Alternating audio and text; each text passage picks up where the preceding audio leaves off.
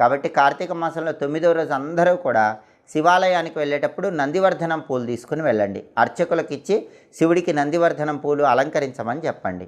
శివుడికి ఆవు పెరుగుతో అభిషేకం చేయించుకోండి. ఆవు పెరుగుతో శివుడికి అభిషేకం చేసేటప్పుడు బాలాంబికేశ వైద్యేశ భవరోగ హరేతిచ అనే నామాలు చదువుకోండి.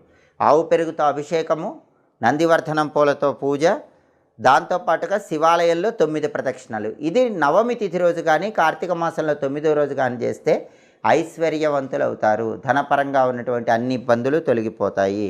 అలాగే నవమి రోజు దేవి ఖడ్గమాల చదివిన వాళ్ళకి దాంపత్య వియోగం ఉండదని కూడా ధర్మశాస్త్ర గ్రంథాల్లో చెప్పారు. అంటే భర్త మరణించిన భార్య ఒంటరిగా చాలా కాలం ఉంటాం, భార్య మరణించిన భర్త ఒంటరిగా చాలా కాలం ఉంటాం, ఇలాంటివేవి కూడా జరగవు. దంపతుల మధ్య వియోగం ఉండదు. అలా వియోగం లేకుండా ఉండాలంటే 9వ రోజు ఖచ్చితంగా ఖడ్గమాల స్తోత్రం చదివి